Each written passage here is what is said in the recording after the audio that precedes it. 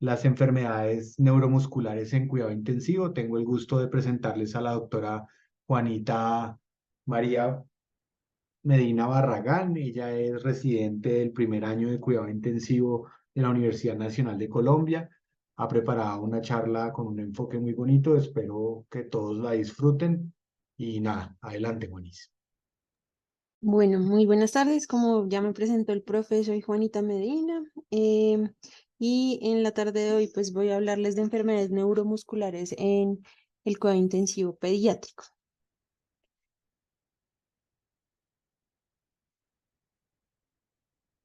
Dentro de la presentación abordaremos inicialmente algunas generalidades sobre la fisiología de la unión neuromuscular, de la contracción muscular. Seguido hablaremos de algunos conceptos de la definición, clasificación y fisiopatología de estas enfermedades. Posteriormente se realizará como una caracterización de cada una de ellas para que luego pasemos a hablar un poco del diagnóstico, su tratamiento y finalizar con unas conclusiones para llevar a casa. Entonces, hablando de la unión neuromuscular y la contracción muscular, entendemos que la unión neuromuscular hace referencia a un conjunto de estructuras que son el músculo estriado y el nervio periférico, que se encuentran conectados con el objetivo pues, de generar la contracción muscular. El primer componente hace referencia al tejido muscular, que se compone de unas células mesodérmicas que son multinucleadas, que tienen una forma larga, cilíndrica, y cuyas organelas se van a llamar de una forma específica que se conocen como sarcolema, la membrana, y sarcoplasma, su citoplasma, y va a tener una característica muy importante y es que tiene un abundante retículo sarcoplasmático. El músculo estriado además posee un sistema de membranas que están conformadas por unos túbulos que se conocen como los túbulos T, los cuales están en amplia relación con el retículo sarcoplásmico, que estos dos se ubican al lado y lado. El retículo sarcoplásmico se ubica al lado y lado en forma de cisternas de los túbulos T, formando una triada que está involucrada en la regulación del movimiento del calcio a nivel intracelular y por ende de la despolarización y de la contracción muscular. Al interior del sarcoplasma, entonces vamos a encontrar unos haces finos de fibrillas llamados miofibrillas, que se componen por haces más finos conocidos como miofilamentos, que están divididos en una serie de unidades repetidas longitudinalmente que se llaman sarcómeras, que son la unidad funcional de este tejido. Los miofilamentos finos están formados por una proteína globular que se llama actina, que se polimeriza para formar dos cadenas trenzadas que entre sí, cuando se forma la trenza, se va a conocer como la actina fibrilar, en donde se encuentran además acopladas otras proteínas, la tropomiosina y el complejo proteico llamado troponina, que a su vez también está conformada por tres subunidades: la troponina C, que es capaz de unir los iones del calcio, la troponina T, que se une a la tropomiosina, y la troponina I, que tiene una función inhibitoria sobre la actina. Por otro lado, tenemos entonces los miofilamentos gruesos, que están conformados por una proteína llamada miosina, que consta de dos unidades, la meromiosina pesada o globular y la meromiosina ligera, que estas dos se entrelazan formando unos bastones con una cabeza en palo de golf, que vamos a ver que es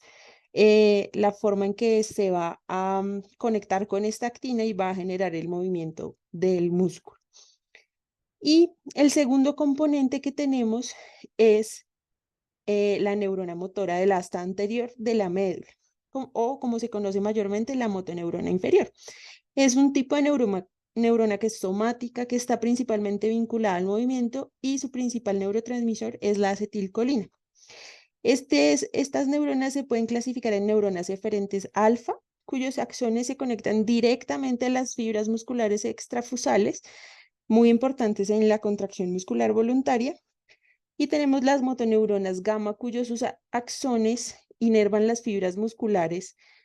intrafusales que están al interior del uso muscular, y su acción consiste en la detección de los cambios de esa longitud del músculo,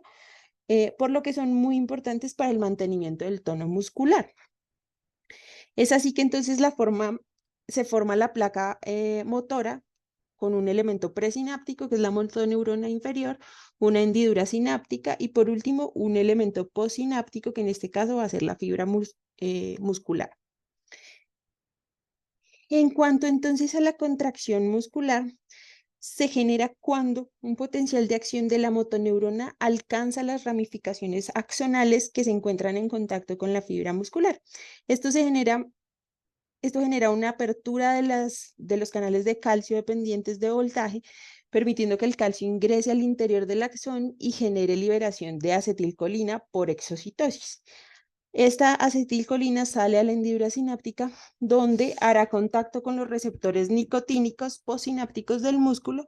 generando un complejo que se va a ver como la acetilcolina con el receptor, y el cual produce un cambio conformacional de ese mismo receptor que va a permitir el influjo de potasio y sodio y va a iniciar el potencial de acción a nivel del músculo, produciendo también apertura de los canales de sodio voltaje dependientes, propagando así la despolarización al sarcolema y hace que el retículo sarcoplásmico libere gran cantidad de iones de calcio al sarcoplasma, el cual promueve la atracción entre esa actina y miosina que vimos previamente y que se deslicen la una sobre la otra, generando pues el movimiento de la contracción muscular. Pasado menos de una fracción de segundo, el calcio es nuevamente bombeado al interior del retículo sarcoplásmico, donde va a permanecer almacenado hasta que aparezca un nuevo potencial de acción. Por su parte, la acetilcolina, que estaba unida al receptor, pues se va a separar y se va a liberar nuevamente a la hendidura sináptica para ser degradada por la 5-acetilcolinesterasa, que va a dividirla en acetato y en colina, y esta última va a ser recaptada por el terminal presináptico y el acetato va a difundir libremente al espacio intracelular, dando como final el proceso de contracción. Entonces, continuaremos entonces hablando de, ahora que ya conocemos como la fisiología, sobre la definición, la clasificación, la fisiopatología de estas enfermedades que afectan el proceso de la contracción muscular y la homeostasis de las estructuras en estos pacientes en las unidades de cuidado intensivo. Entonces, conociendo este mecanismo de contracción, vamos a pasar a ver diferentes trastornos neuromusculares que se pueden presentar en los pacientes en la UCI. Existe un amplio espectro de enfermedades, desde las que son congénitas, como las atrofias musculares espinales, las adquiridas, como los trastornos de la motoneurona inferior, o como por ejemplo la mielitis aguda flácida, trastornos de las raíces nerviosas y del nervio periférico, como por ejemplo el síndrome Guillain-Barré, o la polineuropatía desmielinizante inflamatoria clónica, los desórdenes de la unión neuromuscular, como la miastenia gravis, y los desórdenes del músculo per se, como la parálisis periódica hipocalcémica o la rhabdomiolisis. Sin embargo, hoy nos vamos a centrar más en las patologías neuromusculares eh, que nos llevan que no que nos llevan a estar en la UCI, sino que se producen a partir de la estancia en la unidad de cuidado intensivo. Y es allí entonces donde va a surgir un concepto muy importante, que es la debilidad adquirida en la UCI. O como se conocen por sus siglas en inglés, ICUAW,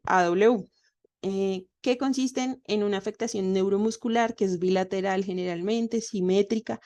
muy comúnmente en los pacientes críticos ventilados, incluso en periodos menores a 7 días, y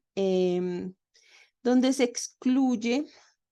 como origen o causa de esta enfermedad cualquier otra alteración fisiopatológica, como las enfermedades que previamente vimos, que no sea per se la enfermedad crítica. Entonces, en cuanto como al desarrollo histórico o el contexto histórico de estas enfermedades, vamos a ver que la primera descripción se desarrolló en 1984 por Bolton y colaboradores, en un grupo de pacientes que tenían sepsis y tenían compromiso neuromuscular.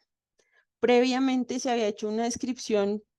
sin dar como un nombre específico a esta enfermedad de una miopatía cuadriplégica que presentaban los pacientes con asma que tenían relajantes musculares y el uso de corticoides pues, por largos periodos de tiempo. Hay que tener en cuenta entonces que hay varias definiciones acá muy importantes. Una de ellas es la debilidad muscular, como ya les comenté, y el otro es el desacondicionamiento, que va a estar relacionado más con un proceso de atrofia muscular secundario a la falta de uso, que está relacionado pues con la inmovilidad en la UCI.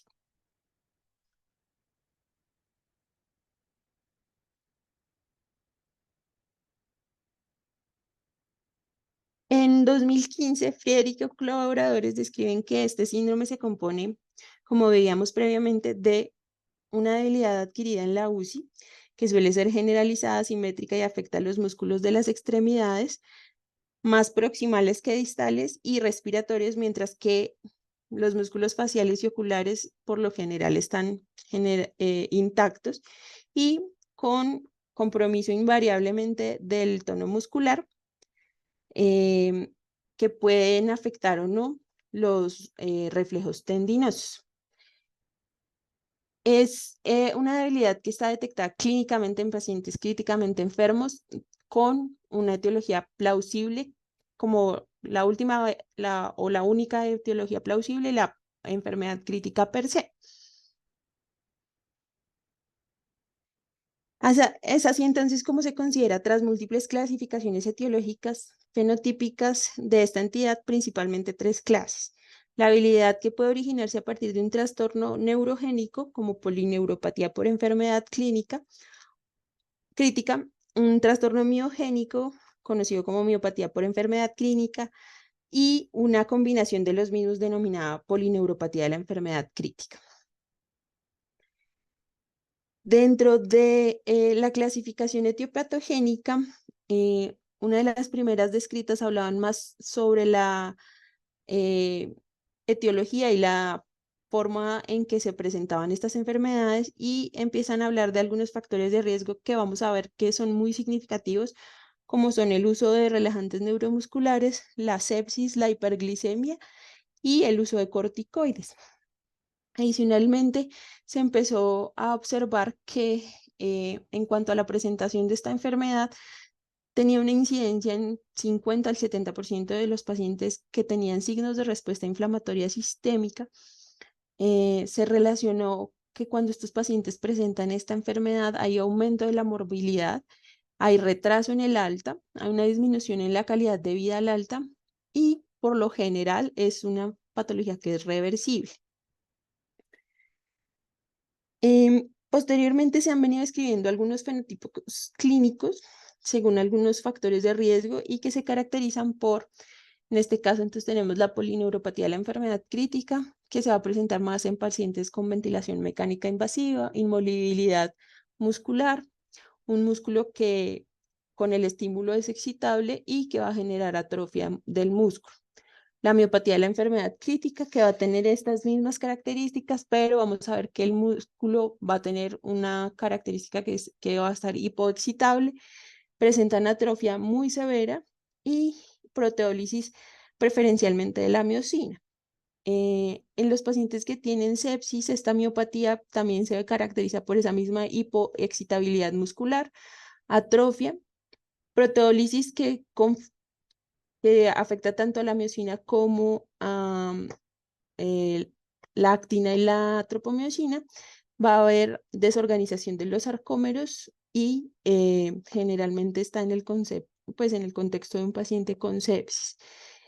La miopatía entonces inducida por corticoides, entonces tenemos que también hay inmovilidad muscular prolongada, el músculo va a tener características de hipoexcitabilidad, atrofia severa, proteólisis preferentemente de la miocina y también se va a ver sarcómeros desorganizados. Entonces, lo que nos lleva a hablar de algo muy importante, que es la interrelación que existe entre algunos factores de riesgo y condiciones que hacen que los pacientes presenten esta enfermedad. Dentro de ellos va a estar entonces el tiempo de inmovilidad, la hiperglucemia, la duración de la ventilación mecánica invasiva, el uso de corticoides o de relajantes neuromusculares, los cuales van a favorecer el desbalance entonces de el proceso de proteólisis y síntesis de proteínas a nivel del músculo, especialmente en los miofilamentos, así como una disminución en el estímulo para generar trofismo del músculo y llevándolo pues inevitablemente a un proceso de atrofia. Quisiera entonces hacer una especial como referencia a uno de estos factores de riesgo que es la hiperglucemia, ya que se ha encontrado que el desarrollo de esta como consecuencia a una generación de resistencia a la insulina y el aumento de la producción hepática de glucosa es una de las complicaciones más comunes de las enfermedades críticas que se ha venido relacionando con mayor morbilidad y con resultados adversos para los pacientes, independientemente del diagnóstico subyacente que requirió o que presentó para ingresar a la unidad de cuidado intensivo. Se ha observado entonces en múltiples estudios clínicos, sobre todo en cuidado intensivo pediátrico, que la infusión de insulina titulada según objetivos por edad para lograr niveles normales de glucosa en sangre en ayunas durante la estancia en UCI puede mejorar la supervivencia y redujo la morbilidad. En algunos estudios se demostró en conejos críticamente enfermos que se atenuó la expresión de óxido nítrico sin tasa en el músculo y evitó la producción excesiva de óxido nítrico. Asimismo, en estudios en niños con quemaduras graves, mejoró la función mitocondrial del músculo y un menor daño a los órganos. Aún no se han investigado el impacto del control glucémico en la autofagia del músculo esquelético, específicamente en pacientes pediátricos. Se ha venido haciendo en modelos animales y en adultos. En otros estudios también el mantenimiento de la normoglucemia durante la enfermedad crítica redujo la presión intracraneal, las convulsiones en pacientes con lesión cerebral aislada y redujo la incidencia de polineuropatía de la enfermedad crítica. Entonces, se ha visto a largo plazo que mejoró el desarrollo neurocognitivo de los niños críticamente enfermos 4 años después de su ingreso a la unidad y que se pudieron atenuar algunas alteraciones neuropatológicas a nivel de las neuronas, astrocitos y microglía en algunas áreas que son vulnerables del cerebro y que se está estudiando su efecto en los nervios periféricos. Sin embargo, el problema con todos estos estudios es que la evidencia ha sido controversial, dado que en algunos otros estudios se han mostrado que estas intervenciones no mostraron ningún beneficio o incluso han llegado a sugerir daño, lo que ha derivado en una discusión muy importante que es si el problema es solamente controlar las cifras de glicemia en el paciente o más bien determinar el nivel óptimo de glucemia según el paciente y la patología para disminuir precisamente este daño que se puede generar a nivel de la unión neuromuscular y de la contracción muscular. Es por ello que vamos a hablar que la etiología de esta enfermedad o de estas enfermedades es muy amplia. O sea, podemos ver cualquier enfermedad que nos lleve a la UCI, a un paciente, puede generar este proceso de desbalance de la proteólisis y de la síntesis proteica. Hago especial énfasis en algunas que muchas veces no consideramos dentro de la fisiopatología o que no pensamos como algunas causas metabólicas que son muy importantes, como alteraciones de la función tiroidea, de la función paratiroidea, alteraciones hidroelectrolíticas que pueden propiciar que se genere este daño de forma más aguda y más rápida. Y algunas enfermedades que, como vimos previamente, son como previas a la estancia en la UCI, o sea, son enfermedades, por ejemplo, congénitas como la distrofia muscular, dermatomiositis, pero que ya además tienen un daño muscular previo y de la unión neuromuscular, y que cuando van a ingresar a la UCI, ya sea porque, por ejemplo, entraron por una infección respiratoria, por una quemadura, por alguna otra causa, tener como una base de un músculo que ya está comprometido, pues va a generar mayor compromiso y va a generar severidad en estos pacientes. Esto es muy importante. Entonces, ahora que hablamos de la caracterización de estas enfermedades, vamos a empezar entonces hablando de cada una de estas y vamos a empezar hablando entonces de la polineuropatía del paciente crítico. Dentro de la clínica, esta se caracteriza por una debilidad muscular que es de intensidad variable, con un mayor compromiso distal, va a tener marcada atrofia, disminución de los reflejos musculotendinosos e incluso abolición de los reflejos musculotendinosos. Puede o no haber compromiso sensitivo, y una de sus primeras manifestaciones se da tras el retiro de la sedación en los pacientes que están ventilados con ventilación mecánica invasiva, y lo que se va a presentar es que van a tener dificultades para asistir y para estar en modos espontáneos y el retiro en general de la ventilación o del soporte ventilatorio. En la patología microscópica, lo que vamos a encontrar son unos bolsillos nucleares que hacen referencia a restos nucleares que son células sin citoplasma por atrofia y disminución del tamaño de las fibras, así como vacuolización y que no se va a ver un infiltrado inflamatorio mononuclear que se puede ver en otras enfermedades inflamatorias propiamente del músculo. Dentro de los exámenes neurofisiológicos, entonces vamos a ver que tienen disminución en la amplitud de la respuesta de los nervios sensitivos y motores. Puede haber una velocidad de conducción normal o levemente disminuida. No hay desmielinización. Por ejemplo, en la conducción del nervio frénico con disminución ocasionalmente del tamaño de la respuesta. Pueden haber unos potenciales que se llaman potenciales de fibrilación, unas ondas que son positivas y un exceso de potenciales de la unidad motora polifásicos que vamos a conocer como PUMS, y una disminución del reclutamiento de las unidades motoras. En la fisiopatología específica es muy importante notar el papel que juega entonces la sepsis al generar liberación de citoquinas proinflamatorias que van a producir daño no solamente a nivel de la fibra muscular, sino también a nivel de la neurona, que pueden generar edema neuronal, hipoxia de los axones, y que además se han vinculado o se han relacionado con otros factores de riesgo como la hiperglucemia,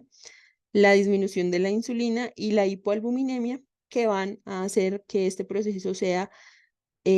más severo. Entonces lo vamos a ver en quienes, en pacientes con Glasgow, con escala de Glasgow menor a 10, que tienen estados de hiperosmolaridad, que reciben, por ejemplo, nutrición parenteral y que están en manejo con relajantes musculares no despolarizantes. Ahora, en la miopatía aguda del paciente crítico, entonces lo que vamos a ver es que a nivel clínico se va a caracterizar por una cuadriplegia con debilidad muscular variable,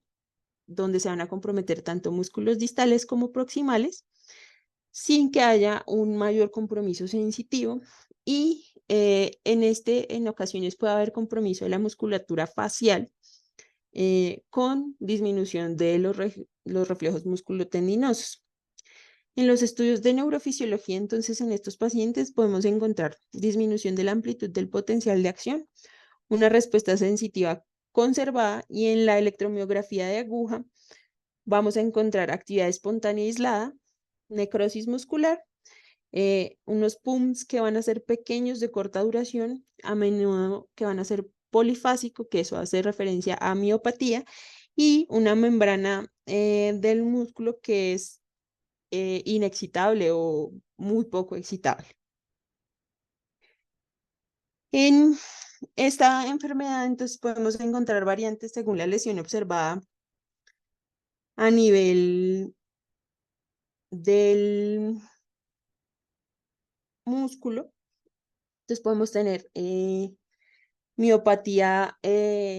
donde vemos en el paciente crítica, que es como la general, que tenemos atrofia de las fibras musculares, con unas fibras que van a estar más angulados, unos núcleos que están centralizados, unas vacuolas que van a estar como ribeteadas y una degeneración grasa, o sea, va a aumentar el contenido de lípidos a nivel del tejido, con fibrosis y necrosis aislada.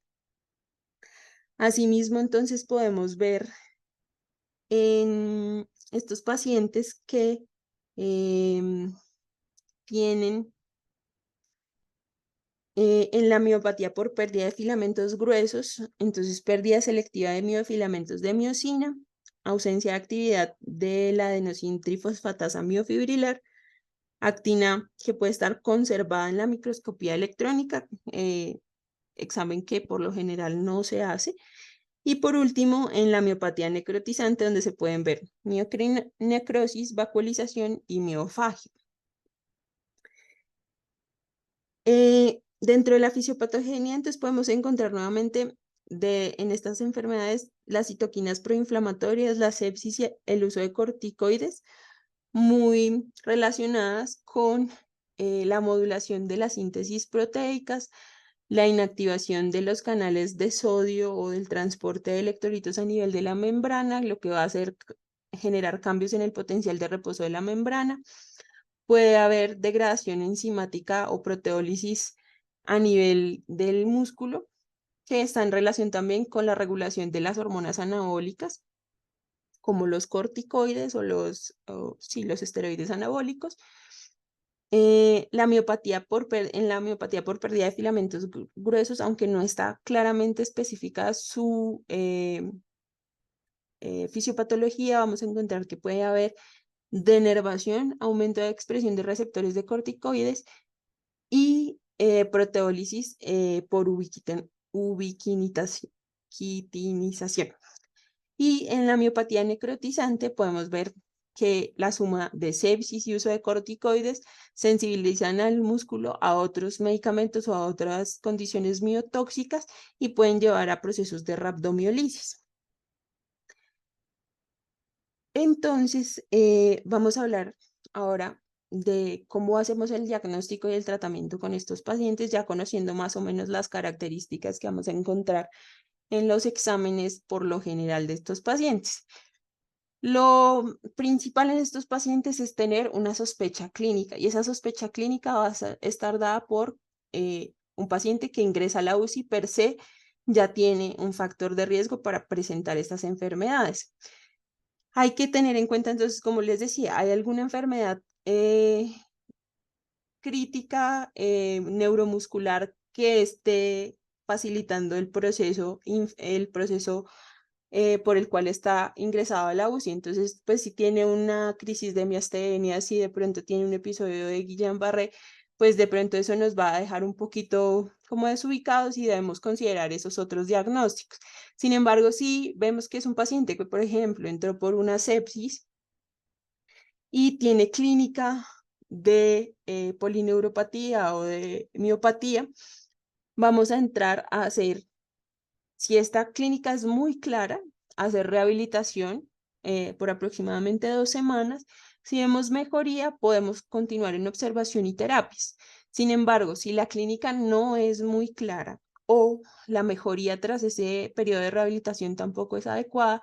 tenemos que entrar a hacer otros estudios neuromusculares como los que vimos previamente y con ellos tenemos que evaluar si esos resultados son sugestivos de polineuropatía o miopatía. Entonces, si definitivamente no son sugestivos, pues debemos nuevamente considerar otros diagnósticos. Si encontramos que sí son sugestivos, pensar si es importante hacer la diferenciación entre polineuropatía o miopatía. Si definitivamente es muy difícil hacer la diferenciación, debemos reevaluar en una etapa posterior se sigue haciendo su rehabilitación, pero se debe reevaluar nuevamente con estudios neuromusculares en una etapa posterior. Y si consideran que es útil, podríamos avanzar en otros exámenes diagnósticos como la biopsia de músculo, que por lo general pues es un examen como de último eh, requerimiento, o es lo último que utilizaríamos para el diagnóstico de estas enfermedades. Por lo general, con solamente los estudios neuromusculares o con la sospecha clínica, se puede empezar a hacer el tratamiento y la rehabilitación. Dentro del diagnóstico diferencial, entonces, les traigo aquí una mnemotecnia que encontré en este artículo de debilidad adquirida en la unidad de cuidado intensivo en pacientes pediátricos, donde hacen referencia a muscles, que es como muscles, como músculos. Entonces en la AM tendríamos medicaciones como corticoides, los bloqueantes neuromusculares, antimicrobianos como la acidobudina y antiarrítmicos como la amiodarona. En la U, entonces, enfermedades no diagnosticadas como miopatías inflamatorias, enfermedades mitocondriales del músculo o, por ejemplo, deficiencia de maltasa ácida. En la S tenemos entonces los trastornos espinales, que son isquemia de la médula espinal, compresión, trauma, vasculitis o desmielinización. En la C vamos a tener las enfermedades críticas, que son pues nuestra enfermedad a estudio, que es la miopatía o la polineuropatía del paciente crítico. Dentro de la L vamos a tener la pérdida, que es la pérdida de masa muscular, que es la miopatía caquética o la rhabdomiolisis. En la E vamos a tener entonces los electrolitos, que pueden ser los desórdenes como los que había hablado previamente, hipocalcemia, hipofosfatemia, hipermagnesemia. Y a nivel sistémico podemos tener enfermedades como porfiria, sida, vasculitis, síndromes paraneoplásicos y algunos tóxicos. Dentro del tratamiento, entonces, vamos a tener que el principal pilar va a ser la prevención. Y dentro de esa prevención va a ser también tratar la enfermedad de base, realizar un adecuado control glucémico, evitar el uso de relajantes musculares no despolarizantes y que si es requerimiento su uso, hacerlo por el menor tiempo posible y monitorizar la placa neuromuscular, o sea, hacer evaluaciones secuenciales de esa placa neuromuscular. Si usamos corticoides, también lo mismo, menos tiempo, menor dosis y asociado a la hiperglucemia, entonces el uso de la nutrición parenteral y en los estados hiperosmolares, procurar que sea el menor tiempo posible la nutrición parenteral. Es muy importante que todos los días en los pacientes que sospechamos este tipo de patologías se debe hacer una valoración de la fuerza muscular diaria. Y en algunos pacientes se han descrito en algunos estudios y en algunos artículos en adultos que en los pacientes que tienen los primeros signos de sepsis severa, considerar de pronto el uso de inmunoglobulina IB. Sin embargo, la evidencia es muy reducida en cuanto a los beneficios y el costo, o sea, la costo-efectividad de esta intervención. Y en cuanto a la prevención, adicional a esto, muy importante, la movilización y rehabilitación temprana. Muchas veces, como son pacientes críticos, vamos a tener algunos como obstáculos que van a impedir que generemos una movilización temprana. Entonces, dentro de esta movilización temprana o precoz, tenemos tanto la movilización pasiva como la movilización activa.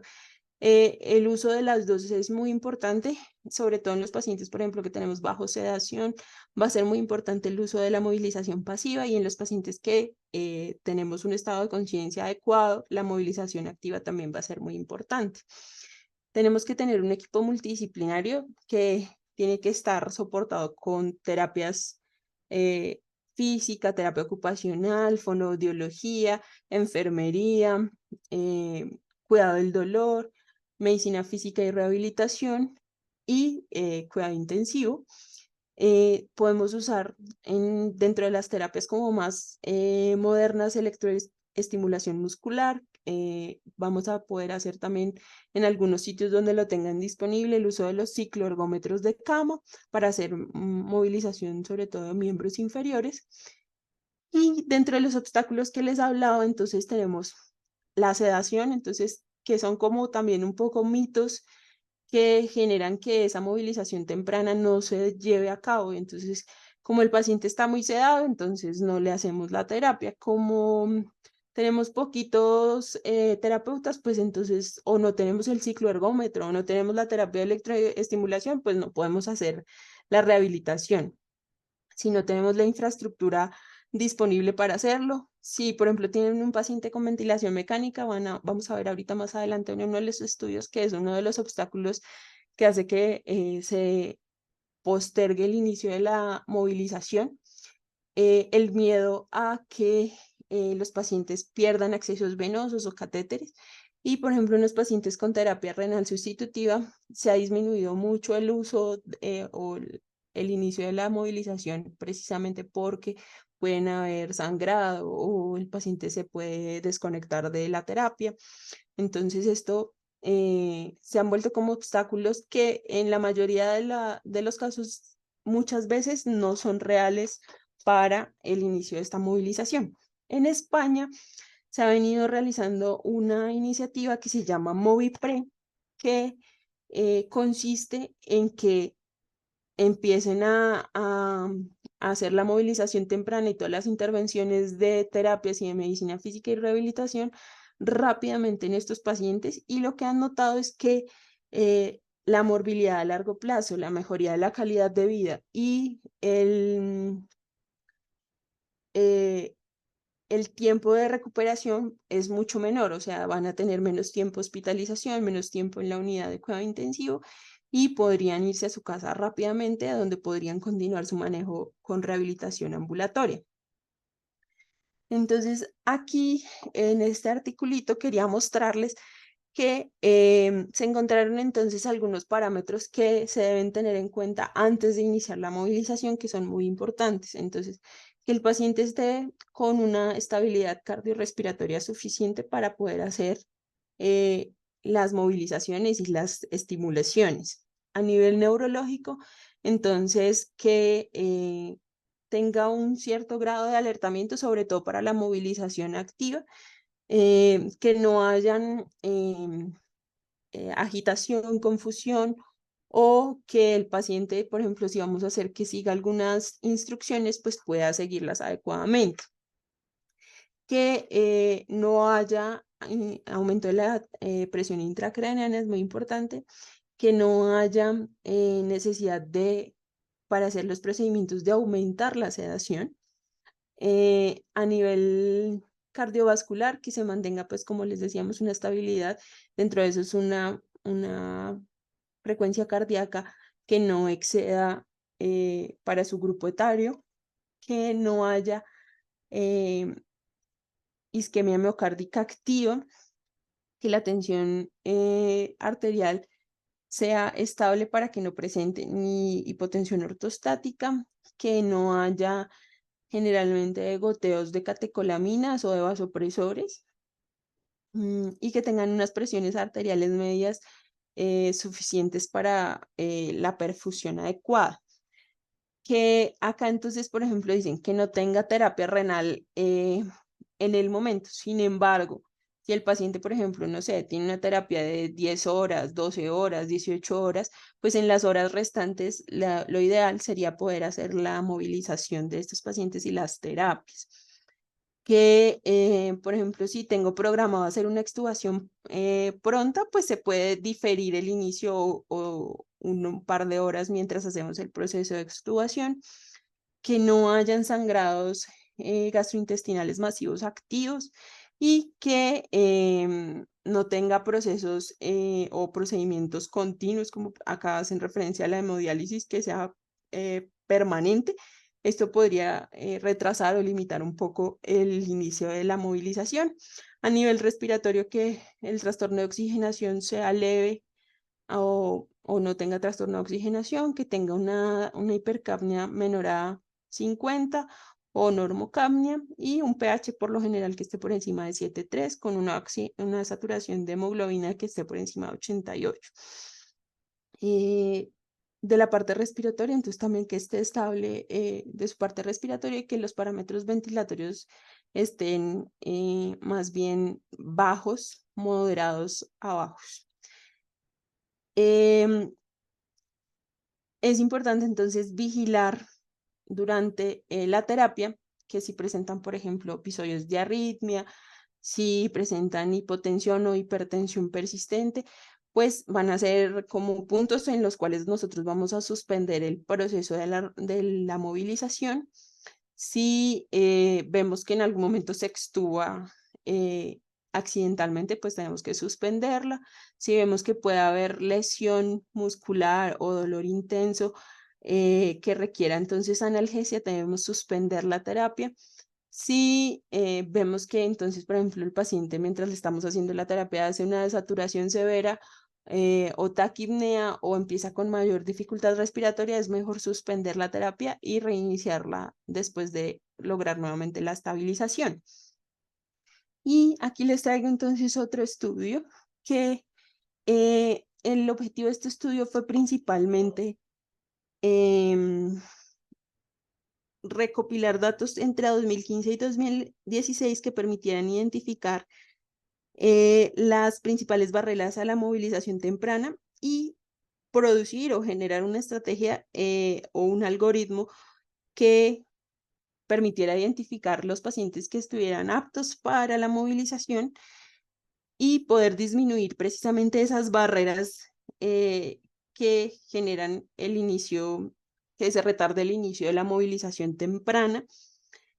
por medio de educación, capacitación del equipo multidisciplinario, donde incluían terapia, enfermería, medicina física, intensivistas, e incluso cómo beneficiaría el inicio de las terapias también por parte de sus familiares o de que los familiares fueran educados y entrenados para hacer estas terapias en el momento en que no esté disponible o que por ejemplo, no sé, en la noche que no están siempre todos los terapeutas, pues que pudiesen continuar con las movilizaciones. Dentro de las barreras principales que se encontraron fueron la falta de recursos, tiempo y personal, la falta de educación, la invasión innecesariamente prolongada. Entonces, por ejemplo, pacientes que se les dejan catéteres, sondas por tiempos muy prolongados sin que los requieran, pueden evitar que se inicie la movilización. Tener a los pacientes persistentemente sedados o con un estado de alertamiento disminuido. Y en casos como la ventilación mecánica invasiva, la coordinación de estas terapias con, por ejemplo, el resto del equipo, enfermería y terapia respiratoria, para evitar pues esos eventos, por ejemplo, de extubación accidental. Ellos encontraron que la mejora de la calidad enfocada en el aumento de la movilización temprana por medio de una estrategia organizada se puede hacer. Es segura y por lo general es muy efectiva para disminuir tanto tiempo de hospitalización, morbilidad a corto y mediano plazo y sobre todo mejoría en la calidad de vida no solamente del paciente, sino a nivel del grupo familiar. Entonces, dentro de, pues ya finalizando esto, les quería traer como unas conclusiones generales sobre esto para que llevemos como para cada uno para casa, y es que la definición de estas enfermedades es muy amplia y comprende una serie de manifestaciones que más que como una enfermedad per se. Y son enfermedades que se pueden sobrelapar en su presentación clínica, incluso también en su presentación en los exámenes de neuromusculares, entonces va a ser muy difícil, que es importante que siempre estemos atentos a que los pacientes que desde el primer día que entran a la UCI están en riesgo de hacer este tipo de enfermedades y que tenemos que empezar a hacer las intervenciones rápidamente para evitar precisamente estos desenlaces como desfavorables de los pacientes. El uso de medicamentos, la sedación, el control metabólico, los bloqueantes neuromusculares son determinantes en la aparición de este grupo de enfermedades o de este síndrome. Entonces tenemos que hacer un uso muy concienzudo de estos medicamentos, procurar que sea por el menor tiempo posible y solamente durante el tiempo que esté indicado a estos pacientes. El diagnóstico debe estar siempre sustentado con los factores de riesgo, la sospecha clínica y pues lo que siempre he venido diciendo durante la presentación, controlar los factores de riesgo y el inicio de la movilización temprana pues van a ser el pilar del tratamiento y van a ser lo que va a modificar los desenlaces en estos pacientes. Y eso pues era lo que quería comentarles en el día de hoy. Muchas gracias.